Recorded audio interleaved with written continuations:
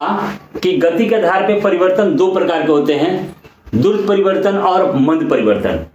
अब हम पढ़ेंगे कि अवस्था यानी कि उसमें अस्थाई और अस्थायित्व के आधार पे परिवर्तन दो प्रकार के होते हैं। एक होते हैं भौतिक परिवर्तन, जिसको इंग्लिश में हम लोग कहते हैं फिजिकल चेंज,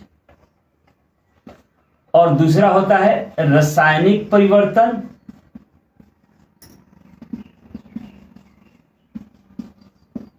जिसको कहते हैं केमिकल चेंज। तो अब हम ये जानेंगे कि भौतिक परिवर्तन क्या होता है और रासायनिक परिवर्तन क्या होता है।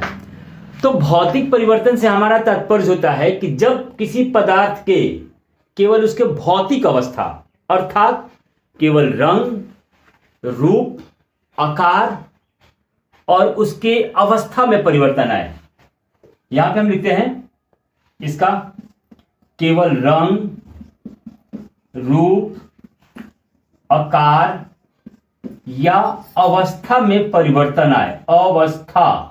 अवस्था से हमारा तात्पर्य होगा कि ठोस, द्रव और गैस। अवस्था से हमारा तात्पर्य ठोस, द्रव और गैस।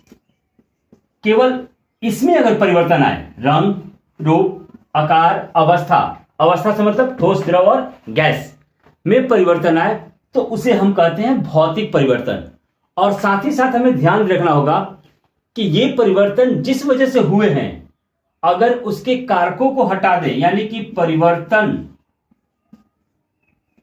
के कारकों को अगर हम हटा दें तो वो पुनः अपने मूल अवस्था में आ जाएगा।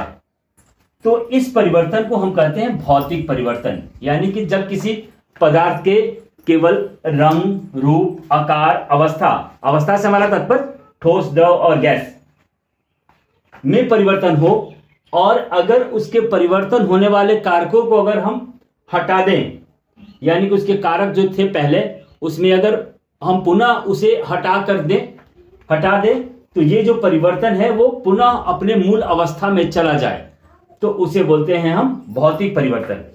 और साथ ही हमको ध्यान यहां पे ये देना होगा कि भौतिक परिवर्तन में किसी भी नए पदार्थ का निर्माण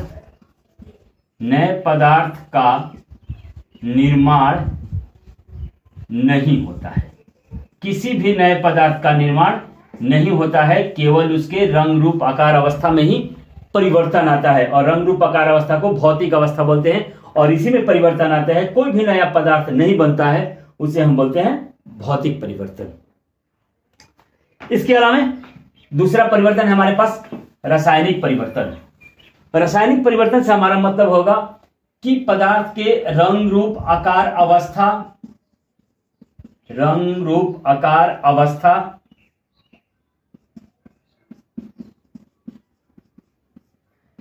में परिवर्तन के साथ साथ उसके स्वाद और गंध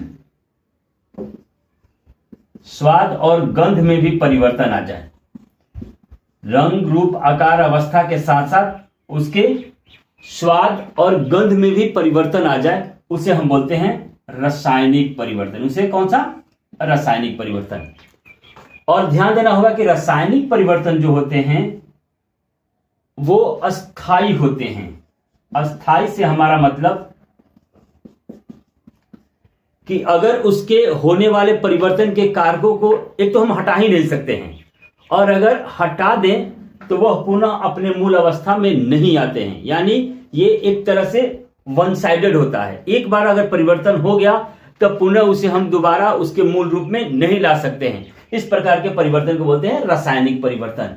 उदाहरण के तौर पे हम जाने कि दही का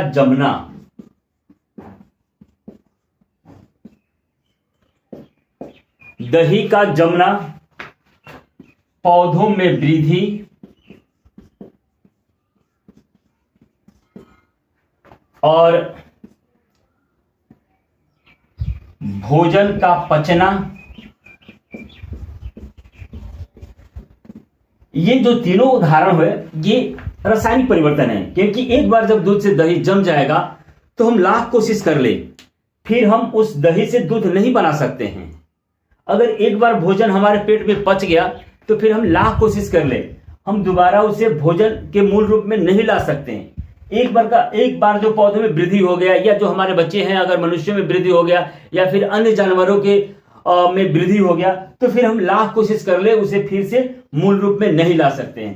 तो इस प्रकार का जो परिवर्तन होता है, दही का जमना, भोजन का पचना या पौधों में वृद्धि, ये सारे रासायनिक परिवर्तन है और ये अस्थायी होते हैं।